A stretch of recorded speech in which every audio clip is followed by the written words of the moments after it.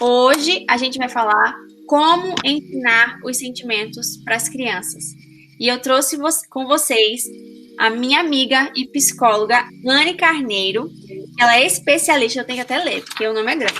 Ela é especialista em análise do comportamento aplicada e terapia comportamental e mestranda em psicologia. Então, Dani me chamou para falar um pouquinho sobre isso, né? Que acho que vai bem, assim, na linha do que eu tenho estudado, né? De como ensinar coisas à criança, como ensinar, assim, coisas no geral. E aí, ultimamente, eu tenho me interessado muito em como ensinar as crianças, né? A nomear e assim, como identificar esses sentimentos, como ensinar para elas a falar sobre isso também, né? Faz parte. E aí, Dani me pediu para eu conversar um pouquinho aqui sobre esse tema. Vamos voltar do começo para que as pessoas entendam. E eu quero realmente fazer um link da importância do ensino do sentimento e a relação do adulto. Esse é o meu link que eu quero mais chamar a atenção. A gente estava conversando, não sei se você lembra, no começo da pandemia, e você perguntou assim, Dani, como é que estão todos, né? E eu falei, a gente tá aqui, né, vivendo a pandemia, Ricardo tá trabalhando de casa, mas eu tô sabendo se Ricardo tá com Covid. E aí você falou, nossa, com Covid. Eu falei, menina, mas ele não sabe dizer o que ele sente. E foi muito engraçado que foi a partir daí que a gente começou uma discussão e ela começou a me explicar essa questão de saber falar o que sente. E a partir dessa conversa, acendeu uma luzinha na minha cabeça e ela me chamou a atenção. Ela falou, Dani, nós precisamos ensinar aos nossos filhos, né, como eles se sentem, o que são os sentimentos.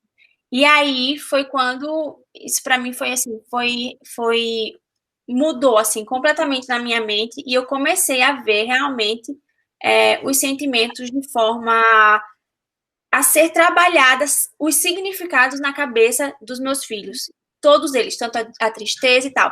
Então, assim, ela vai explicar agora, né, como que a gente pode fazer isso, a importância disso e como funciona na prática esse ensinamento dos nossos sentimentos, que hoje, na nossa fase adulta, a gente tem tanta dificuldade de colocar eles para fora, ou então a gente não sabe controlá-los, porque a gente não aprendeu, né? Então, Anne, é com você toda a fala. Eu acho que eu vou começar falando um pouco, antes de falar dos sentimentos, eu vou falar um pouquinho de coisas mais concretas, que é, por exemplo, no desenvolvimento da linguagem, né? Quando a criança está começando a falar. Então, a criança, desde pequenininha, né? Com meses de idade, a gente desenvolve o repertório de ouvinte, a linguagem receptiva, ela aparece antes da linguagem expressiva. Então, a criança, mesmo antes de falar, a gente fala coisas do tipo, olha, lá vem a mamãe, e a criança ela se direciona para a mãe. Vai pegar a bola, e a criança vai em busca da bola. E aí, quando a criança começa a ter os balbucios e começa a repetir alguns sons, né? Começa a surgir a fala, a linguagem expressiva. Na junção da linguagem tanto receptiva quanto da linguagem expressiva, é que as crianças começam a aprender a falar. Então, para a criança aprender a falar, para ela aprender o nome das coisas, ela precisa ser ensinada, ela precisa ser exposta.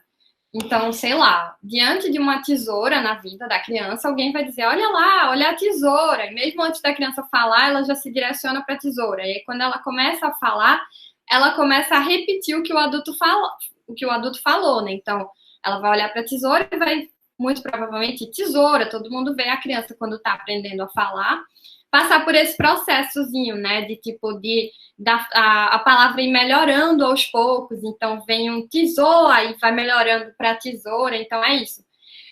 Então, assim, imagina que para aprender o nome de um objeto como esse, precisa de todo esse processo e precisa que a criança seja exposta a muitos modelos de tesoura até ela saber que isso é uma tesoura e que todas as tesouras também são uma tesoura. É maravilhoso. Então, isso para um objeto. Imagina para um sentimento. Então é isso, assim, eu gosto desse exemplo, de um exemplo mais, partir de um exemplo mais concreto, porque é isso, a gente acha que foi meio automático, que a gente aprendeu o nome das coisas de uma forma automática, quando não. Tem todo esse processo que leva um tempo e a gente precisa ser exposto a vários tipos do mesmo objeto, com alguém sempre dizendo que aquilo é aquele objeto, que isso é uma tesoura, diante de várias tesouras, dessa tesoura, da tesoura de cozinha, da tesoura de costura, de 1000 tesouras, até que eu forme meio que esse conceitozinho de que isso aqui é uma tesoura, e sempre diante de uma tesoura eu vou saber que é uma tesoura, não importa a cor, o tamanho, o material, enfim, sempre diante de uma tesoura eu vou saber que aquilo ali é uma tesoura. Mas é isso, veja a complexidade de coisas para um único objeto. E é dessa forma que a gente aprende o nome das coisas. É sempre assim, na vida adulta, pode ter coisas que eu não saiba o nome. E que para eu aprender o nome, ou alguém vai ter que me dizer o nome daquela coisa, ou eu vou ter que ler aquilo em algum lugar. Porque nessa idade agora eu já sei ler, então não precisa necessariamente que alguém me diga o nome. E que mesmo assim, mesmo eu grande, adulta, pode ser que eu seja exposta a, sei lá, uma ferramenta e que na primeira vez que eu vi aquilo eu não vá saber o nome, que eu vá precisar ser exposta algumas outras vezes até saber o nome daquela coisa. Então é isso. Para eu aprender o nome de alguma coisa, alguém teve que me dizer, ou quando a gente sabe ler, a gente vai ter que ler, mas é isso, não nada do que tudo que a gente vai precisar, que a gente aprende é isso, alguém precisou ensinar para a gente. Sim. E isso não é diferente com os sentimentos, com as emoções. Porque assim, muitas pesquisas mostram que o jeito que se tem que, assim, de ensinar sobre emoções e sentimentos é pela face. Então, tipo assim, mostrar faces para a criança de alegre, triste, e que como se isso fosse suficiente para a criança aprender ou a identificar as emoções, né? Mas estudos recentes têm mostrado que isso não é suficiente. Primeiro porque a gente vive escondendo o que a gente está sentindo. Eu vi uma palestra o professor falando assim, e os jogadores de pôquer? E as pessoas, e os atores, e sei lá, e tantas outras pessoas, e a gente também, é isso, mas a gente mesmo. Se você chegar no seu trabalho, você tá um dia ruim, você tenta esconder ao máximo, você se maquia mais, você, tipo, sei lá, tenta disfarçar, a gente tá sempre tentando disfarçar, principalmente pro lado negativo. A gente tá sempre tentando aparentar que tá tudo bem. Isso a gente faz muito.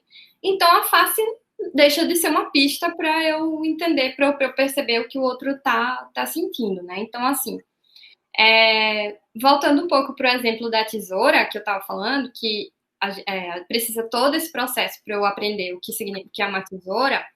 Imagina o quão complexo é para uma criança saber que o que ela está sentindo é frustração, é angústia, é tristeza. Tristeza pode até ser um pouco mais fácil, mas ainda assim é mais complexo, imagina, do que essa coisa da tesoura, entendeu? Então, assim, isso precisa ser ensinado também para as crianças. E o que é que a literatura tem apontado como uma forma assim, eficiente de se ensinar? É de primeiro conversar com as crianças sobre isso, né? E explicar para ela, dando meio que exemplos ou das situações, ou nomeando para elas situações. Então, assim, para uma criancinha de 3 anos, olha, filha, eu entendo que, ou eu vejo que a gente sabe que quando um brinquedo da gente, que a gente gosta muito, quebra, isso que a gente sente, a gente fica triste. Isso aí que você está sentindo é tristeza, porque uma outra coisa que a gente não para pensar, mas que é uma coisa que chama atenção, é que, por exemplo, eu não sei se quando eu tô alegre, é o que você também sente, Dani, quando você tá alegre. E eu nunca vou saber. Eu não sei se o meu corpo, internamente, as reações que eu tenho quando eu tô triste, são as mesmas que você sente. E essas reações internas são muito diferentes para cada pessoa. Tem gente que quando tá triste come mais, tem gente que perde o apetite. Tem gente que... Isso é muito bom, porque assim, eu sou uma pessoa que eu não choro. eu sou muito difícil de chorar, sair lágrimas. E isso é demais, porque quando, sei lá, uma festa surpresa, o nascimento da minha filha, eu não chorei. Porque a minha alegria, ela não traduz em lágrimas. E as pessoas acham que eu não sinto, sabe assim? Tipo assim, eu preciso estar em lágrimas de emoção para que as pessoas entendam, mas não é. O meu choro existe só quando eu tô extremamente triste. E isso é muito legal, porque eu por muito tempo fui muito incompreendida pela minha falta do choro e que na verdade é forma de sentir diferente. Exatamente, porque é isso. Tem também, assim, quem quiser depois pode falar com o Dani, posso deixar meu e-mail, posso passar alguns estudos sobre isso, porque também tem um estudo bem grande, assim, bem. Acho que é uma revisão de literatura que fez assim com muitos estudos muito bons, que nunca ninguém conseguiu meio que achar um circuito cerebral, neuronal da felicidade, da tristeza, do tipo assim, como se fosse meio que um padrão, sabe? Ninguém nunca conseguiu achar que, tipo assim, no cérebro das pessoas, quando ela tá ali alegre, quando tá triste, tipo assim, que tem uma coisa que é meio que padrão, universal. Todo mundo, não tem. Não, porque é isso. A forma como eu vou sentir assim, tá ligada ao meu histórico de vida, ou sei lá, ao meu histórico de aprendizado. Então, eu não sei. Né, Anne? Tipo assim, quando a capacidade de pessoas de reagirem a traumas, por exemplo, uma pessoa que ela é abusada sexualmente, ela pode tanto se matar quanto virar um ativista contra esse. Exatamente. E que podem ter sofrido traumas muito parecidos, mas então, de forma diferente. Isso. E por isso que não tem muito sentido a gente querer explicar sobre sentimentos e emoções atribuindo causas internas, do tipo, olha, quando você estiver sentindo uma coisa aí dentro, isso aí a gente chama de sei lá o quê. Não tem muito sentido. Porque é isso, eu não sei o que a criança está sentindo dentro, internamente. A gente precisa explicar para ela que, assim, na nossa sociedade, diante dessa situação que ela está enfrentando, a gente nomeia isso aí que ela está sentindo de tristeza. Ou, nessa situação aqui, quando acontece isso na nossa vida, eu não sei o que você está sentindo internamente, mas a gente geralmente nomeia isso de frustração, de ansiedade, de angústia, de, sei lá, nessas formas. Então, e é isso. Não vai ser falando isso para a criança uma única vez que ela vai aprender. Lembra sempre do exemplinho da tesoura. Foram muitos exemplos de tesoura, foram tesouras de vários tamanhos, de vários materiais, com várias meio que funções diferentes. Tesoura de unha, tesoura de cozinha, tesoura de tecido, tesoura de cabelo. São várias tesouras para ela saber que aquilo é uma tesoura. Imagine para uma coisa, angústia, frustração. Então, por isso que, assim, é muito importante ensinar realmente para a criança, e é isso. Como é que a gente faz isso?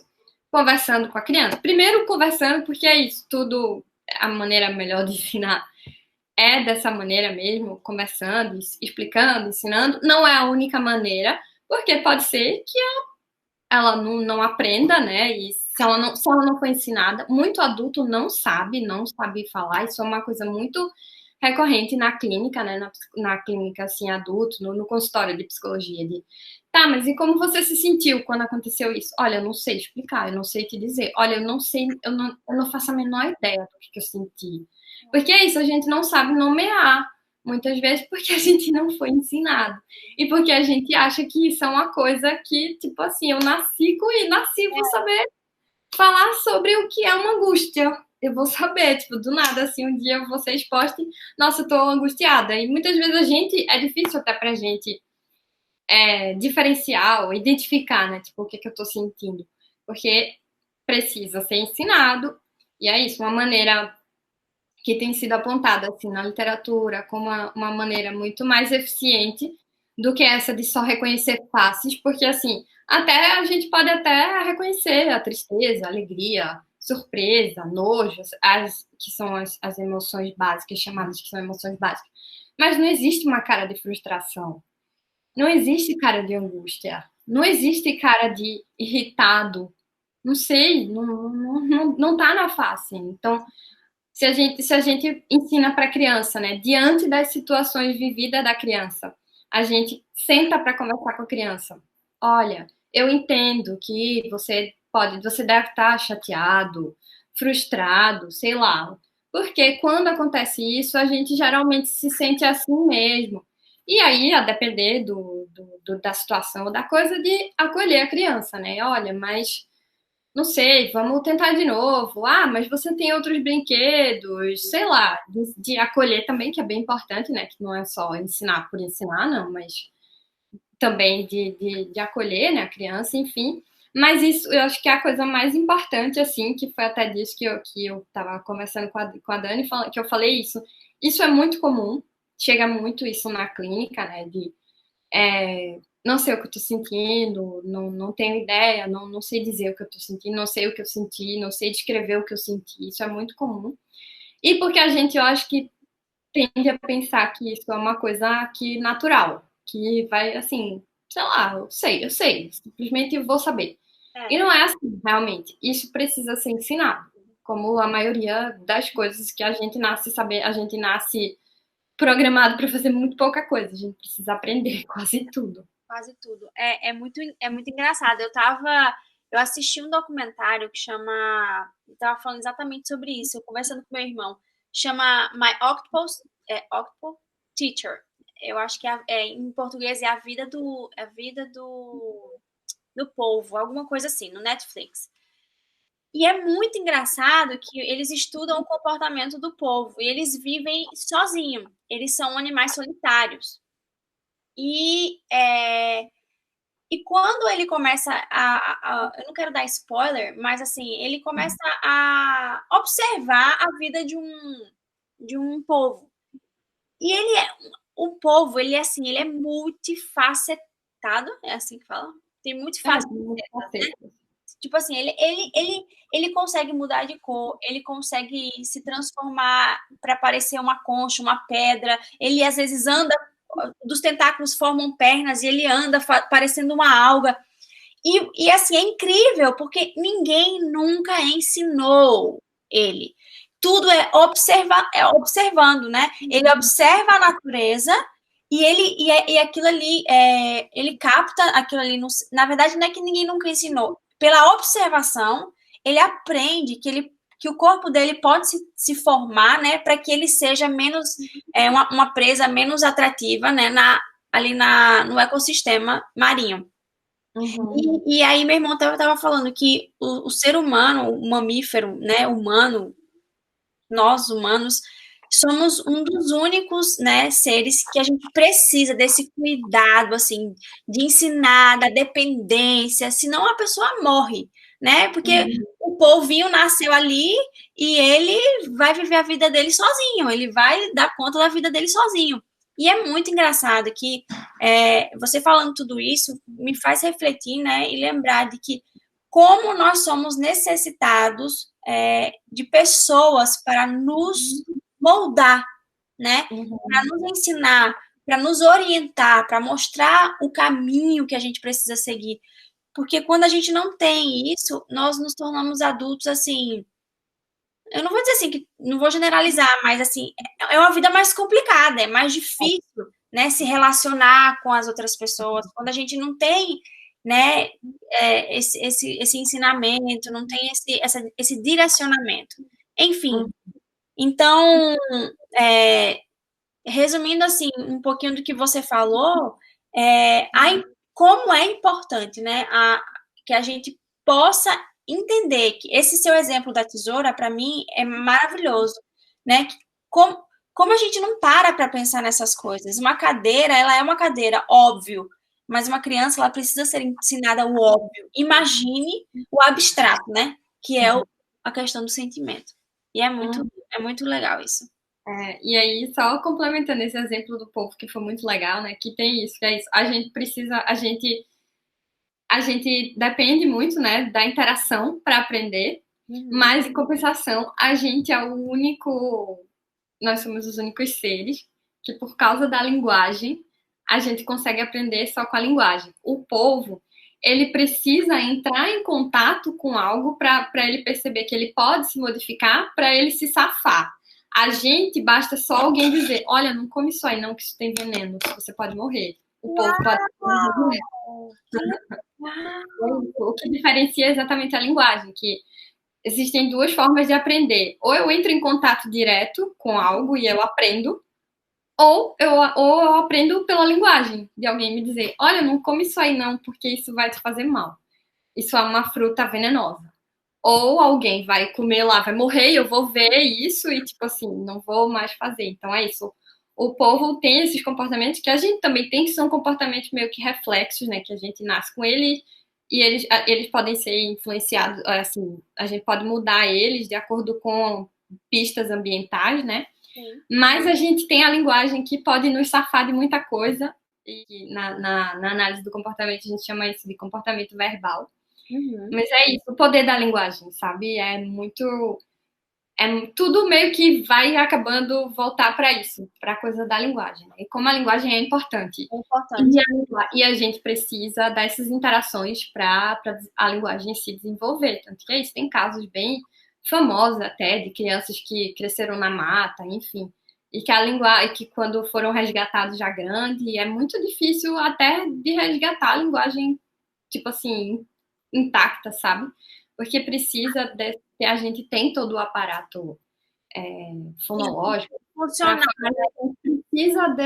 Precisa da interação para a linguagem. Você está chamando a atenção para uma coisa que a semana passada, semana passada não, acho que essas semanas a gente vai falar sobre exatamente isso, que é falar e ser ouvido, a linguagem do bebê, né?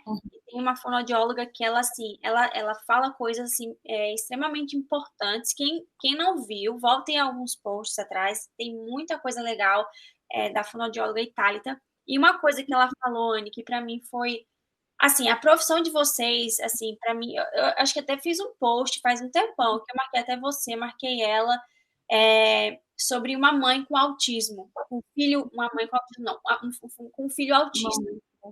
E ela falando, acho que, eu não lembro se foi na época do Novembro Amarelo, né, que era a questão dos suicídios, que na comunidade materna do autismo, uma mãe se suicidou.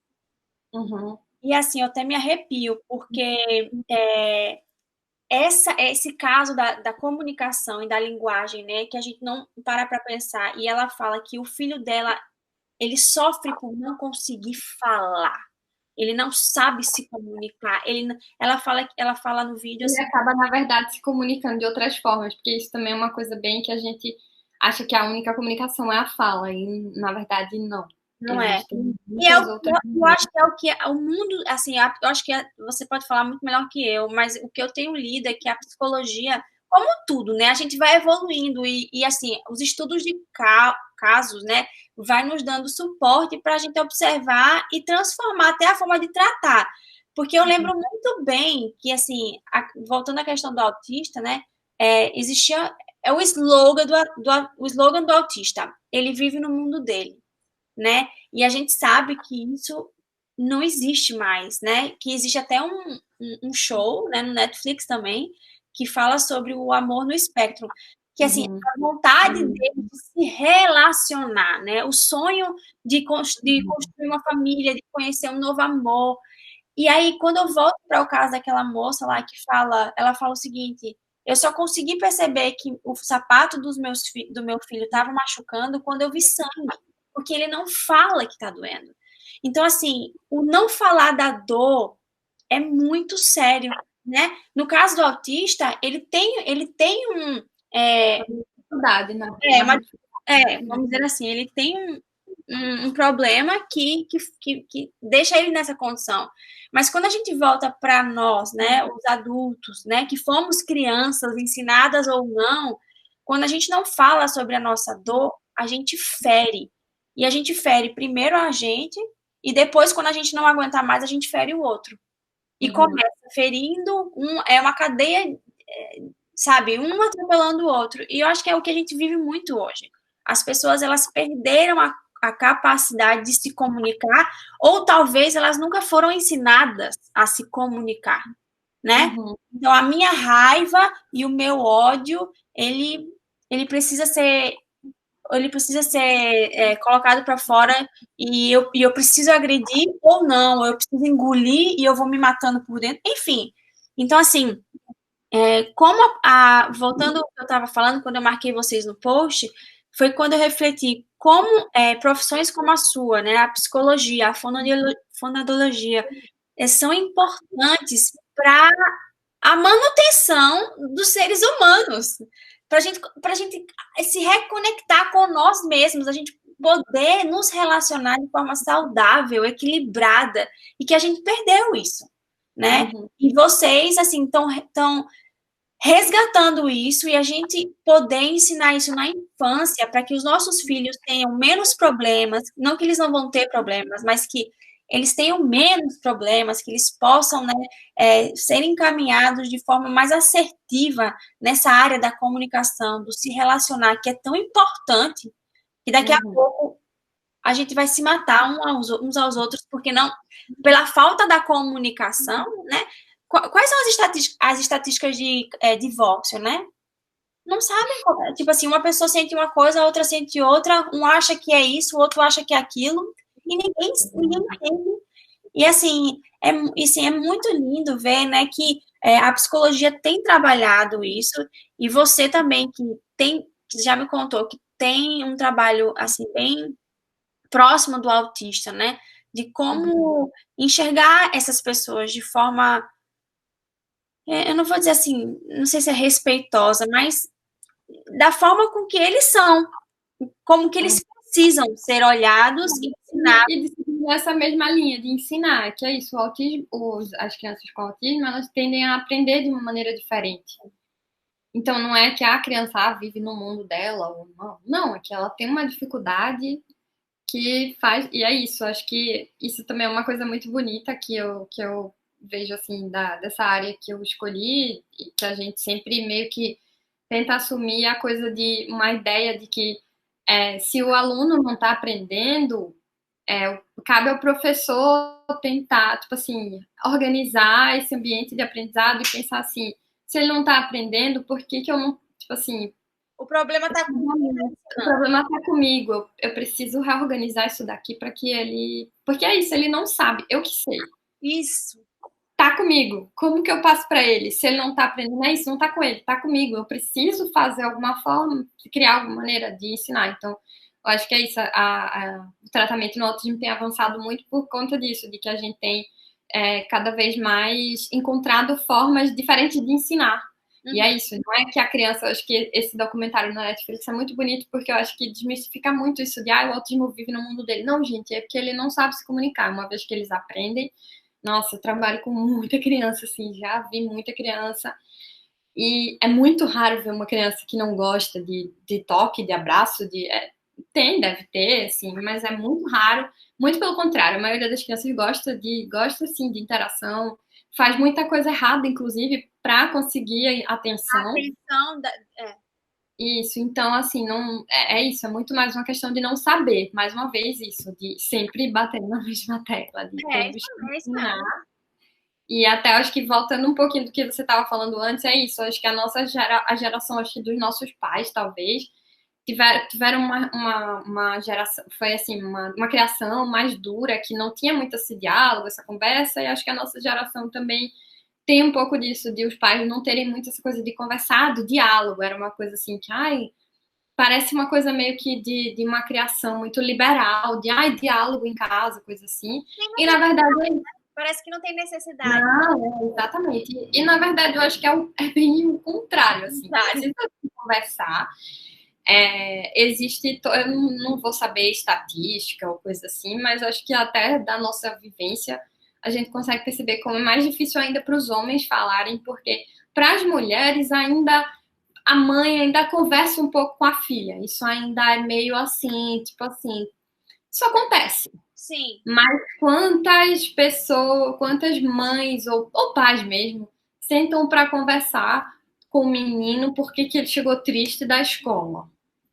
Ou quando vai fazer isso é com deboche, ou muitas vezes até, tipo, fragilizando, como se isso fosse coisa meio que, marica, coisa assim, sabe? Tipo, que não pode ficar, não pode sentir, é isso, não é nem que não pode sentir. Então, se quer com homens, é conversado. Então, acho que eu também não vou saber dizer agora, é uma afirmação muito coisa da porque o homem tem mais predisposição a ser mais fechado, coisas assim, quando na verdade isso aí eu nem sei, não sei se tem, se não tem, mas tá muito claro que na sociedade até existe mãe conversar com a menina sobre os sentimentos, digamos assim, mas com meninos isso é muito raro.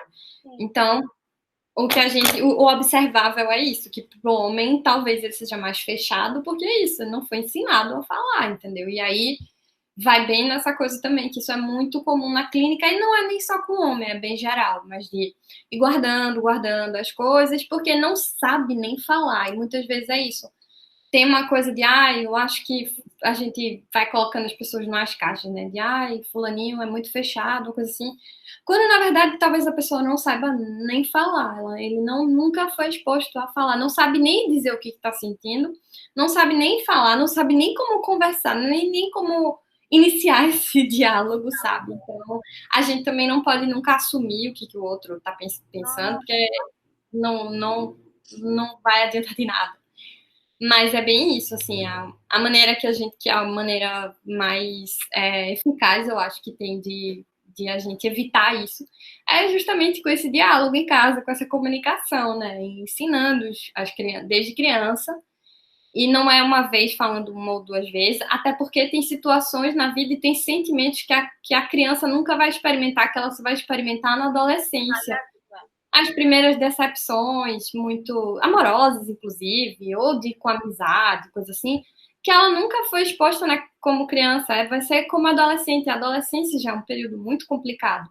Então é isso, vai ter coisa que não vai aparecer na infância e que precisa ser conversado e ser ensinado realmente, meio que pra vida, assim, sabe? Nossa, que vai ter situação que você nunca vai que vai ser sempre a primeira vez que você vai ser exposto, mas é isso, eu acho que conversando, tendo esse diálogo, eu acho que é a forma mais eficaz, assim, de entender e de lidar com as coisas, né? Porque é isso, se eu não sei sequer nomear, ou se eu não sei sequer identificar o que eu tô sentindo, como eu vou controlar isso? Como eu vou ter que as pessoas falam muito, inteligência emocional, coisa assim, não sabe nem o que eu tô sentindo, nem sei o que eu tô sentindo. Como que eu vou controlar a minha raiva se eu nem sei nada disso, sabe? Então tudo volta realmente para a infância, de ser ensinado isso aí. O ideal é que isso seja ensinado e assim, a gente pode aprender em qualquer lugar, mas eu acho que o ambiente mais acolhedor e o ambiente mais seguro para que eu aprenda isso e para que eu aprenda até melhor, talvez, é realmente em casa mesmo, com os pais, né? E eu acho tão legal que eu acho que hoje a gente vive um movimento de uma reestrutura familiar, de uma reconexão, né, da família, do diálogo. Por mais que a gente também viva um momento muito de polarização e de opiniões muito divergentes, eu vejo também que existe um movimento de pessoas que estão interessadas em olhar para as crianças, em olhar para os sentimentos, em falar sobre eles. Então, assim, eu acho que esse canal aqui, né, o meu Instagram, como eu sempre falo, a gente não dita nossas regras, não existem regras, mas a gente traz aqui informações para que a gente possa se relacionar melhor com os nossos filhos, de pessoas que estudam, né? A Anne, no caso, ela é psicóloga, ela está fazendo mestrado em psicologia, ela trabalha com terapia comportamental, né? Então, assim, são pessoas que têm um know-how, que elas têm acesso a estudos, a trabalhos, a pesquisas que dão embasamento no que ela está falando. Então, assim, cabe a nós a gente ouvir, né, analisar o nosso comportamento. Por mais que na minha casa eu nunca tive isso e não morri, tô viva. Mas, assim, a gente pode deixar de ter sobrevivido. Mas sofreu, né? Pois é, né? Você quer quer sobreviver ou você quer, né, trazer vida para o seu filho ou minimizar os sofrimentos, né, do futuro ou do casamento ou do relacionamento com os próprios filhos ou no trabalho, enfim, na vida que ele escolher. Uma coisa que eu ia te perguntar, existe idade, assim, pelo que você vem vendo, estudando sobre. Existe, assim, idade para a gente falar sobre isso? Ou você acha que, assim, a primeira infância, ela já pode ser, a primeira infância que eu falo assim, do primeiro ano até o sétimo ano, o sexto ano, ela já pode abordar esses tipos de sentimento ou não, ele é muito pequenininho para entender? Existe isso? Não, eu acho que não. Acho que é isso. Talvez esses mais complexos, sim, de angústia, frustração, até porque é isso. Não são emoções até um pouco mais básicas, talvez. Assim, depende, né? Porque uma criança que, sei lá, sofreu um abuso, ela sente coisas muito complexas já. Né? E que talvez seja um pouco difícil até de abordar. Mas eu digo assim, a criança em casa, você com os seus filhos, acho que eu não lembro assim uma coisa de ai, vamos eu acho que o que norteia mais é exatamente essa coisa da linguagem. Sim. Uma vez que a criança tem uma linguagem boa e que ela tá lá alegres, vai começando nesse exercíciozinho de nossa, filha, é isso mesmo. Quando a gente ganha um presente que a gente gosta muito, a gente tem que agradecer, a gente tem que ficar grato, porque a gente fica muito feliz, é isso mesmo. Enfim, e trazendo essas coisas assim e conversando com a criança sobre isso. A criança que quebrou alguma coisa em casa, que fez alguma coisa errada, e ela conta pra gente: eu fiz isso.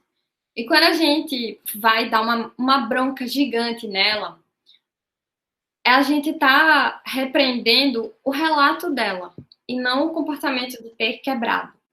Então, isso é uma coisa meio contraintuitiva, mas que eu acho que, assim, é o jeito que eu diria que é muito mais eficiente. Seria a gente meio que se policiar e dizer assim: nossa, minha filha, muito obrigada por você me falar isso. Muito obrigada por você ser honesta. E, assim, eu fico muito feliz que você é honesta. Mesmo que eu vá repreendê-la ou, sei lá, dar alguma consequência um pouco mais de castigo, enfim, por ela ter feito algo. Mas se a gente sempre vai com muita punição, assim, com muita violência, muitas vezes, a criança vai deixar de nos falar. Porque, principalmente porque, tipo, se ela quebrou um negócio de manhã e no final do dia ela me conta, o comportamento que está mais próximo é o de falar, não foi o de quebrar. E o de quebrar foram outras coisas que influenciaram ela quebrar ou mexer, enfim. Mas isso vai sendo moldado na vida inteira. Então, tem muito isso de as crianças começam a deixar de falar as coisas para os pais, porque os pais vão muito reclamam logo e esquecem de, tipo assim, que a criança ter contado e ter falado é um comportamento extremamente necessário. Louvável, né? Exatamente, louvável. Então, é uma coisa que, tipo assim, eu acho que ninguém faz, mas que seria muito mais eficiente de dizer: nossa, minha filha, como você é honesta, tipo assim, como você... Muito obrigada por me falar, mas isso que você fez está errado. É meio que... Isso é ensinar. Do que só, tipo assim, nossa, você tipo, quebrar tudo, não. Então, a gente também, as crianças, né, enfim, a gente vai deixando de falar. A gente muda muito o nosso relato de acordo com quem está nos ouvindo. Então, assim, se eu for numa festa, eu vou contar para minha irmã de um jeito, para minha mãe de um jeito, para minha melhor amiga de um jeito, para uma pessoa no meu trabalho de outro jeito. Então, é o mesmo evento e eu vou relatar ele de maneiras diferentes em cada ambiente que eu tiver. Então, o que a gente fala e como a gente fala é muito mais influenciado por quem está ouvindo, assim, quem vai ouvir aquilo que eu vou falar, do que realmente aconteceu. Então, se eu passo uma vida punindo a criança por ela me falar coisas, ela vai ter medo de mim, ela vai ter medo de me falar, seja lá o que for. Então, acho que isso vai acontecendo bem naturalmente, assim, a criança vai parando de falar as coisas. Porque sempre que ela fala, vem uma reclamação. Por mais que, tipo assim... Ela vai falar aquilo que você quer ouvir. Então, ela sempre dá aquela meia-verdade, né? Ela nunca vai ser honesta 100%. Exatamente, porque ela sabe que se ela for honesta, que é isso, no fim das contas, se uma criança, sei lá, quebrou um negócio, fez uma coisa, mas ela foi honesta de falar, já se você pensa assim, pra vida dela, adulta, o que você prefere? Que ter uma criança desastrada ou mentirosa? É isso aí! Nossa, você prefere uma criança desastrada ou mentirosa? Nossa, vai ser... Porque assim, nós não estamos falando aqui E assim, não é dizendo, ela chegou a psicóloga dizendo que a criança pode fazer tudo. Não, não é isso, de jeito nenhum. Mas é assim, não de sempre incentivar que a criança fale. E mesmo que ela tenha feito alguma coisa errada, ou que ela falou algo que você não esperava, que você não queria. Mas se a gente fica sempre punindo a criança relatar algo, ela te falar algo, o que vai deixar de acontecer é o comportamento dela de falar. Apenas. Porque o comportamento de fazer algo errado em outro ambiente, sem você estar lá, principalmente, não é isso que vai. Tipo assim, não é isso que vai ser o fator decisivo. Eu acho que a gente só tem acesso a até ensinar mesmo a correção do comportamento quando ele é falado. Então, assim, na infância, talvez você quebrou um objeto de decoração, você, sei lá, fez algo, pintou a parede, fez alguma coisa que a gente ali resolve de qualquer forma. E é uma coisa zero nociva para a minha vida, para a vida dela e para a vida de outras pessoas. E aí, quando você fala exatamente isso, quando a gente tem esse padrão de comportamento, o repreensivo, o agressivo, o violento, né? Que não é a questão do punir, mas qual vai ser a nossa abordagem na linguagem quando receber isso, aí é onde a gente tem que refletir que na adolescência, né? Quando eles tiverem a capacidade de fazer coisas por eles, né, em ambientes que a gente não vai estar olhando e com pessoas que a gente não conhece, talvez, a gente só vai ter acesso a moldar esse comportamento se a gente for, se a gente souber. Mas enquanto eles estão escondendo, a gente nunca vai ter esse poder de influenciar do certo e do errado, de orientar o que ele pode se fazer ou não, né? Então, assim, eu acho que isso poderia diminuir em 70% as gravidez na adolescência, né? O que vai, tipo assim, influenciar a criança a parar de falar não é na adolescência, vem desde antes. Sim. Porque é isso, quase tudo que é falado em casa, é isso, vai sendo meio que repreendido. E a gente é isso, assim, se você parar para pensar, o que você está punindo é relatar, e não o comportamento em si. O comportamento é isso, são outras, tipo assim, precisa de outras intervenções para que ele não aconteça, sabe? E de meio que se policiar para ir nessa abordagem. Eu falo isso muito para as mães que eu oriento. Eu acho que eu falo para todas, sempre assim, olha, eu sempre vejo isso, porque eu trabalho muito indo na casa das famílias, né? É uma coisa que eu acho que eu vejo sempre, que é tipo assim, aquela coisa do não dito, que é, sei que a criança quer alguma coisa, mas eu não vou ensinar ela a pedir, porque eu não vou dar. Aí, mas isso não acontece só com criança com autismo, é com criança também, que é tipo assim, eu percebi que ela quer um negócio, mas eu também nem vou falar nada, eu não quero, eu não vou dar, então eu também não quero nem que ela me peça. E aí eu sempre digo para elas, pois você vai dizer, vai ensinar ela, e ela vai pedir, e você vai dizer que não. Não, olha só. É assim que você está ensinando, e não daquela coisa do não dito, aquela coisa da interpretação, que fica aquela coisa no ar. A gente faz isso assim, é nada. Você tá falando pra mim, e eu vejo isso, tipo assim, a Olivia quer ver o trem todo dia, toda hora. E assim, e tem dia que eu tô com preguiça, eu não quero ir. Então eu não vou nem tocar no assunto de trem para não dar margem dela pedir. Mas por que não dizer não? Nossa, isso eu vejo muito. Isso eu acho que é uma coisa que eu vejo meio que quase todo dia, que é tipo assim, eu vejo, sei lá, os terapeutas ou a família, tipo assim, eu vejo que a criança quer alguma coisa, mas a gente interpretou, mas eu não sei, mas eu digo pra ela, eu não sei se ele sabe pedir. Ensina ele a pedir. Se você vai dar ou não, é outra coisa, mas garante que ele saiba pedir, porque se ele não souber pedir vocalmente, alguma forma de pedir, de comunicar que ele quer alguma coisa, ele vai arrumar uma forma. E aí a forma que vai arrumar geralmente não é uma forma muito legal. E aí começa a ter uma coisa de para chamar atenção, enfim. Então, isso é uma coisa assim muito recorrente. Isso para mim também foi assim, eu acho que dessa conversa aqui eu tirei muitas lições maravilhosas, né? A questão de da gente conseguir, como você faz com muita, eu vou falar, maestria mesmo, porque assim, é quando a gente. Mas é verdade, porque assim, quando você mostra um objeto, fala assim, isso aqui, é isso aqui, e o sentimento, que é algo abstrato, a gente não, nem imagina que a gente precisa ensinar, é, são coisas básicas que eu acho que a gente precisa ser exposta para a gente entender. Poxa vida, eu nunca parei para pensar nisso, né? Porque a gente também não foi ensinada isso. Então, assim, Anne, a importância de falar sobre os sentimentos, a importância de insistir em falar, como você fala, que não é uma vez ou um acontecimento, né? Que como uma tesoura, a gente precisa, existe um processo de linguagem, quase que, sei lá, de 3 anos aí para a criança conseguir falar de forma adequada todas as sílabas, os fonemas, enfim. Imagine um sentimento que é como a gente estava discutindo aqui. A gente sente cada um sente de uma forma, né?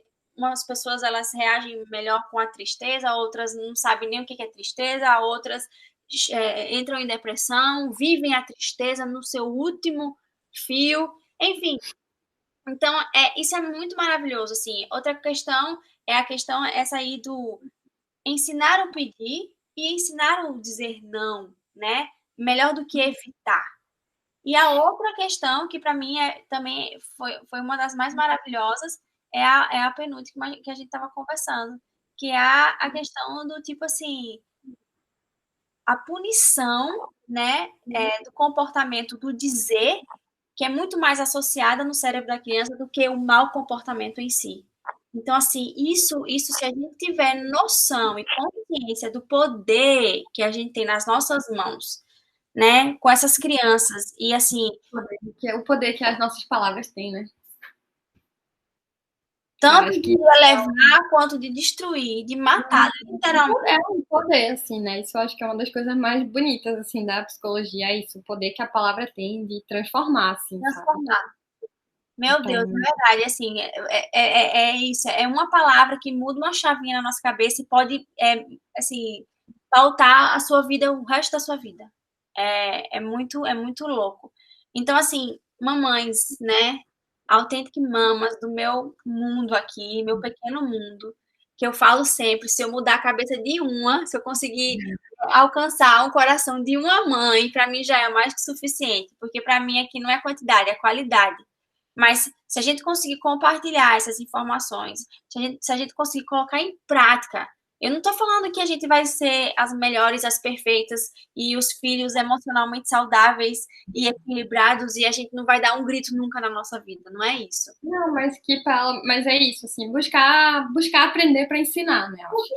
A consciência, se a gente tiver a consciência, né, do que foi falado aqui, se a gente conseguir refletir sobre essas coisas e decidir, né, poxa, isso realmente faz sentido, né, aquilo ali não faz tanto sentido, mas isso aqui faz ou não faz, se a gente conseguir ter esse tipo de consciência, nossa, o poder que a gente tem em transformar esse mundo, Anne, a sociedade, os futuros presidentes do Brasil, dos Estados Unidos, enfim, as pessoas não sabem falar, não falam, não sabem se comunicar.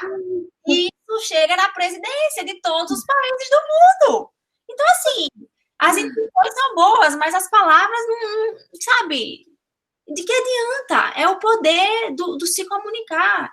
O mundo acabou, perdeu, né? Então, assim, se Deus quiser, a gente vai conseguir transformar esse mundo, né? Transformar a mente dessas crianças e com a sua ajuda, a ajuda de tanto outros profissionais da área da saúde e nós mães, né? Que temos que também ter a consciência do poder que a gente tem nessa primeira infância, de influenciar, né? De se informar e de se conscientizar de que a gente precisa trabalhar, né? Eu sei que muitas pessoas têm a necessidade de terceirizar, de trabalhar. Então, assim, busquem escolas, né, Anny? Escolas que tenham esse approach, né? Que cuidam da emoção das crianças. Psicólogas, né? Que tenham acompanhamento, sei lá, que essas crianças sejam assistidas de alguma forma, mas não deixem, né? Os moglis do mundo chegarem nos lugares, né? Porque é complicado, é muito complicado, é muito complicado. A gente brinca assim, mas é sério. É sério. a gente ter nos altos cargos, né, de qualquer lugar, de empresas, de presidência, de qualquer lugar, até dentro do nosso casamento, né? Quando a gente casa e a gente se depara, né, com situações de falta de comunicação, né, que machucam tanto, as palavras doem, né? Em qualquer área, isso é como a gente está falando, a gente vê tanto lá em cima quanto um chefe seu que não sabe se comunicar, que não sabe pedir. Essa coisa que você falou aí, o professor e o aluno, o psicólogo e o aluno. Se ele não está entendendo, a minha comunicação não está correta. Eu sei, ele não sabe, né? Então, assim, da gente poder ser gestores, né, de empresas, líderes, que saibam se comunicar, e se aquela pessoa, seu subalterno, sei lá, a pessoa que trabalha para você, não está entendendo, né? O problema é de quem? É de quem está explicando errado. Então, vamos entender o porquê. Enfim, né? Melhorar as nossas relações humanas e a gente aprender a se comunicar e assim, usar o nosso. Você falou da diferença do povo e do ser humano, né? Que é a linguagem. A linguagem. O poder que a gente tem. A linguagem, o poder, assim, a sorte que a gente tem. Então, vamos saber usá-la, né, de forma efetiva para transformar tudo, né? Nossa casa, nossa comunidade materna, você aí na sua comunidade estudantil, da psicologia, que também lida com muitos pais. Sem a linguagem, eu acho que assim, as crianças vão meio que ser polvos, eles vão por tentativa e erro. Macaco igual. Quando, na verdade, podia ter alguém ensinado, olha só, isso aqui, tipo assim, não, vamos fazer de outro jeito. Porque o sofrimento vem daí, vendo eu não sei, e aí eu vou tentando, vou vivendo e vou tentando fazer as coisas lá, e quanta coisa poderia ter sido evitado se alguém tivesse me dito, olha, não faz assim não, vamos por esse caminho aqui. E outra, Anne, a gente tá falando aqui de se conectar, né? De se expressar, a linguagem. Mas a gente também tem que começar a capacidade de ouvir. Porque... também, que é isso, tá bem o que eu tava falando lá, a linguagem não tem, tipo, uma mais importante. Para a linguagem surgir, tem que estar as duas bem alinhadinhas também. É isso. Não adianta a gente estar dando várias informações se as pessoas não querem ouvir. Não, também. Né? Então, assim... O processo da linguagem é falar e ouvir.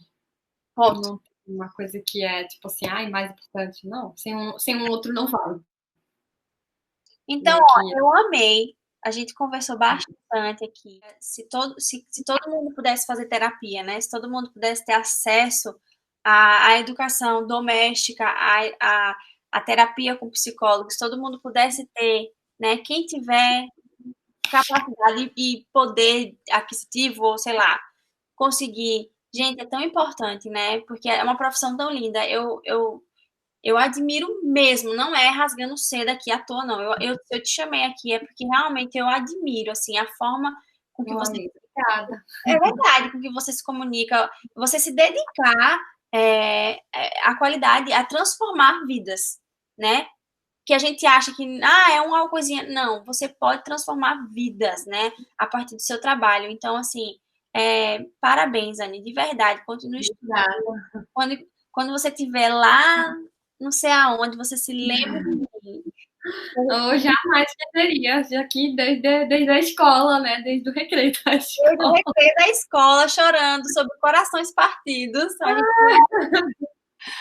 Meu Deus do céu, faz tempo, né, amiga? Mas é isso. Então, assim, todo o meu apoio, toda a minha admiração. Vai ser foi a primeira vez, mas não será a última que você vai aparecer aqui. Eu quero muito usar, né, você de forma positiva, né, do seu conhecimento. E você, assim, você hoje nos deu 3 pilares, né, que eu vou trabalhar isso certinho, escrever, para colocar uma cartilhazinha, tipo, a psicóloga Anne falou. Gente, lê, né? Ai, meu Deus, que peso. Não é peso, não. Faz todo sentido. E quem quiser ler, que lê. Quem não quiser, passa para frente, filha. Não, é isso que faz sentido, acho que é isso. Não cabe também editar, não estou aqui querendo editar regras. Não tem isso aqui, não tem isso. A gente traz a informação, as pessoas absorvem.